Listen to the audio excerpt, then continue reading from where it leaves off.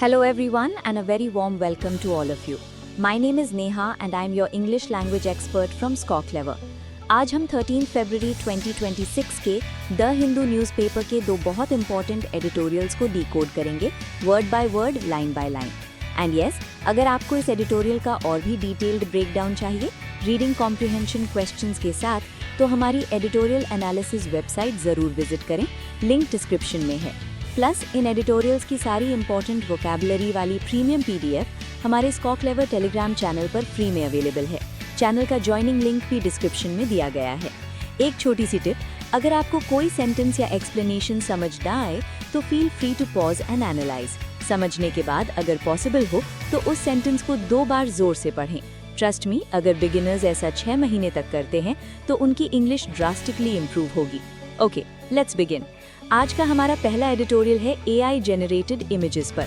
Title है too fake to be good, मतलब इतना नकली कि अच्छा नहीं हो सकता. On AI generated imagery labelling. ये AI द्वारा बनाई गई इमेजेस और उनकी लेबलिंग के बारे में है.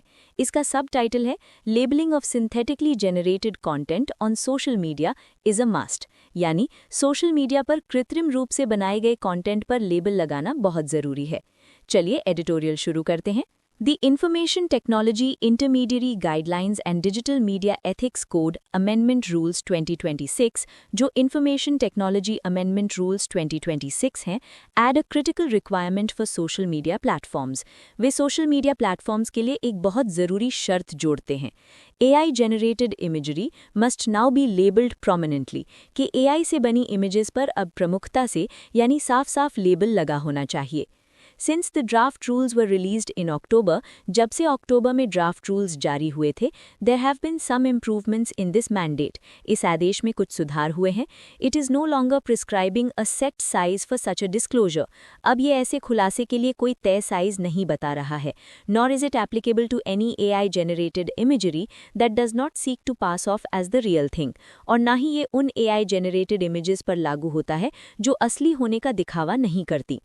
AI generated imagery has flooded users' feeds. AI से बनी images ने users के feeds को भर दिया है. And they have a right to know that this imagery is not real. और उन्हें ये जानने का अधिकार है कि ये images असली नहीं हैं. The requirement that users declare synthetically generated content as such is welcome. ये ज़रूरत कि users कृत्रिम रूप से बनाए गए content को वैसा ही घोषित करें, स्वागत योग्य है. As India approaches the AI Impact Summit with a stated intent to regulate AI only insofar as necessary, चूंकि भारत AI Impact Summit की ओर बढ़ रहा है और उसका इरादा AI को केवल ज़रूरत के हिसाब से रेगुलेट करने का है, the requirement shows considerable restraint. ये ज़रूरत काफ़ी संयम दिखाती है. Since the technology for creating synthetic imagery is rapidly evolving, क्योंकि synthetic imagery बनाने की टेक्नोलॉजी तेज़ी से विकसित हो रही है, the government will, however, have to revisit parts of the rules that impose proactive detection of synthetic content by platforms. सरकार को हालांकि रूल्स के कुछ हिस्सों पर फिर से विचार करना होगा जो प्लेटफॉर्म्स द्वारा सिंथेटिक कंटेंट का पहले से पता लगाने को लागू करते हैं. After all, while tech platforms are generally able to detect synthetic media automatically, आखिरकार हालांकि टेक प्लेटफॉर्म्स आमतौर पर सिंथेटिक मीडिया का पता अपने आप लगा सकते हैं, this capability is constantly challenged by billions of dollars being invested into ironing out the flaws that these detection mechanisms rely upon. इस क्षमता को अरबों डॉलर के निवेश से लगातार चुनौती मिल रही है जो उन खामियों को दूर करने में लगाए जा रहे हैं जिन पर ये डिटेक्शन मैकेनिज्म्स निर्भर करते हैं. अब पैराग्राफ चेंज हो रहा है. What is problematic is the government's insertion. जो बात समस्याग्रस्त है वो है सरकार का डालना with absolutely no public forewarning, बिना किसी सार्वजनिक पूर्व सूचना के, of reducing the timelines for taking down content under the rules to a mere 2 or 3 hours. Rules के तहत कंटेंट को हटाने की समय सीमा को घटाकर केवल 2 या 3 घंटे कर देना. Reducing such compliance timelines creates one of 2 incentives for social media platforms.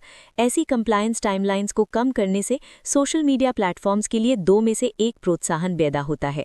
Either have empowered representatives at all times, या तो हर समय ऐसे एम्पावर्ड रिप्रेजेंटेटिव्स रखें who can appropriately weigh the merits of a take down notice, जो एक take down notice के merits का ठीक से मूल्यांकन कर सके, and balance it against freedom of expression, और इसे अभिव्यक्ति की स्वतंत्रता के साथ संतुलित कर सके, और implement a take down and ask questions later approach, या फिर पहले हटाओ और सवाल बाद में पूछो वाला अप्रोच अपनाएं। Any delay would implicate firms in court by removing their safe harbour, कोई भी देरी कंपनियों को अदालत में फंसा देगी उनका सेफ हार्बर हटाकर, an outcome they understandably wish to avoid, ऐसा परिणाम जिससे वे स्वाभाविक रूप से बचना चाहते हैं। This shortening applies to all platforms, ये कमी सभी प्लेटफॉर्म्स पर लागू होती है, adding a barrier of entry to a space that should be open to constant challengers in an open internet, एक ऐसे क्षेत्र में प्रवेश के लिए एक बाधा जोड़ते हुए जो एक ओपन इंटरनेट में लगातार नए चैलेंजर्स के लिए खुला होना चाहिए। This shorter timeline was not indicated in October, ये छोटी समय सीमा का संकेत अक्टूबर में नहीं दिया गया था, and since comments are not public, और क्योंकि कमेंट्स सार्वजनिक नहीं है, there is no way to confirm if all interests were properly considered, ये पुष्टि करने का कोई तरीका नहीं है कि क्या सभी हितों पर ठीक से विचार किया गया था। The lack of open consultation is a particularly pressing issue, खुली सलाह मशविरे की कमी एक विशेष रूप से गंभीर मुद्दा है। When the main stakeholders are hyperscalers with hundreds of billions of dollars in planned investments over the years ahead, जब मुख्य हितधारक हाइपरस्केलर्स हैं जिनके आने वाले वर्षों में सैकड़ों अरबों डॉलर के निवेश की योजना है।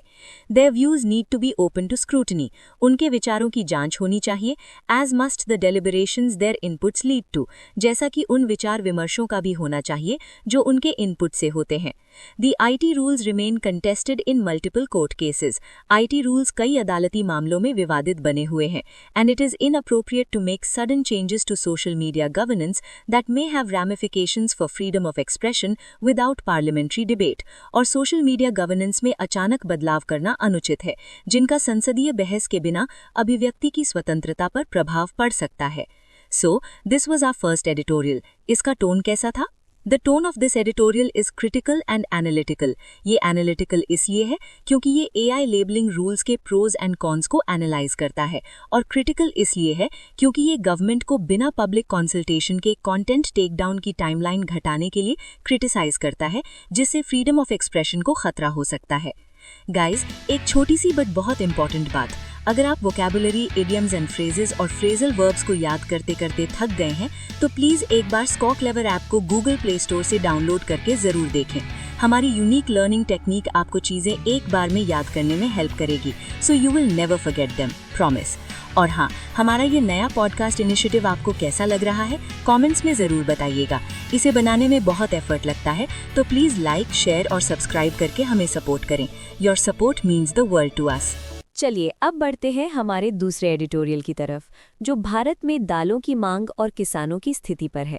टाइटल है फार्मर्स पल्स, किसानों की नब्ज, on India and it's demand for pulses, Bharat और उसकी दालों की मांग पर।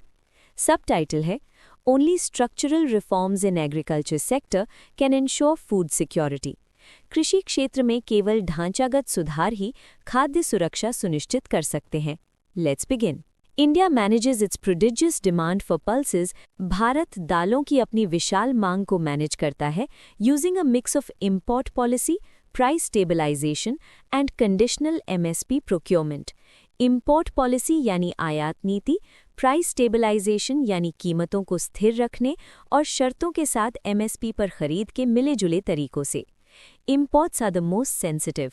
आयात सबसे संवेदनशील होते हैं क्योंकि केंद्र का एक फैसला जब सप्लाई कम हो तुरंत घरेलू खर्च को कम कर सकता है, at the expense of hurting farmers, किसानों को नुकसान पहुंचाने की कीमत पर। And knowing that markets can not always absorb extra supply, और ये जानते हुए कि बाजार हमेशा अतिरिक्त सप्लाई को खपा नहीं सकते। So when the US said that its trade deal with India obligated India to purchase pulses from American suppliers, तो जब अमेरिका ने कहा कि भारत के साथ उसका व्यापार सौदा भारत को अमेरिकी आपूर्तिकर्ताओं से दालें खरीदने के लिए बाध्य करता है, it implied that the government had agreed to committing imports against farmers' interests. इसका मतलब ये था कि सरकार किसानों के हितों के खिलाफ आयात करने के लिए सहमत हो गई थी। A politically fraught stance in India since the 2020-21 farm law protests. 2020-21 के कृषि कानून विरोधों के बाद से भारत में एक राजनीतिक रूप से तनावपूर्ण स्थिति and which might see a revival now, और जो अब फिर से शुरू हो सकती है. India's pulse output has hovered around 2.5 crore tons in recent years. Bharat का दालों का उत्पादन हाल के वर्षों में लगभग 2.5 करोड़ टन के आसपास रहा है, while demand is estimated to be 3 crore tons, जबकि मांग का अनुमान 3 करोड़ टन है. Imports fill the gap. आयात इस कमी को पूरा करते हैं. Pulses account for roughly a quarter of non-cereal protein intake. दालें अनाज के अलावा प्रोटीन सेवन का लगभग 1/4 हिस्सा है and support 5 crore farmers and their families, और 5 करोड़ किसानों और उनके परिवारों का समर्थन करती हैं. In the absence of a reliable MSP regime, as for rice and wheat, however, हालांकि चावल और गेहूं की तरह एक भरोसेमंद MSP व्यवस्था के अभाव में farmers face organized neglect due to wheat procurement mechanisms. कमजोर खरीद तंत्र के कारण किसानों को संगठित उपेक्षा का सामना करना पड़ता है. The risks of rain-fed cultivation, बारिश पर निर्भर खेती के जोखिम, and yields lower than international competitors, और अंतर्राष्ट्रीय प्रतिस्पर्धियों की तुलना में कम पैदावार. In 2019-24, government procurement under the Price Support Scheme 2019-2024 में Price Support Scheme के तहत सरकारी खरीद fluctuated between 2.9% and 12.4% of production. उत्पादन के 2.9% और 12.4% के बीच घटती बढ़ती रही. Many states also have inadequate procurement centers. कई राज्यों में अपर्याप्त खरीद केंद्र भी हैं, forcing farmers to sell to private traders regardless of the official MSP, जिससे किसान आधिकारिक MSP के बावजूद निजी व्यापारियों को बेचने के लिए मजबूर होते हैं. As a result, farmers are incentivized to underinvest in pulses, leading to a vicious cycle. नतीजतन किसानों को दालों में कम निवेश करने के लिए प्रोत्साहित किया जाता है, जिससे एक दुष्चक्र बन जाता है. Okay, next paragraph. Recently, India announced ambitious initiatives to solve this problem. Bharat ने हाल ही में इस समस्या को हल करने के लिए महत्वाकांक्षी पहल की घोषणा की.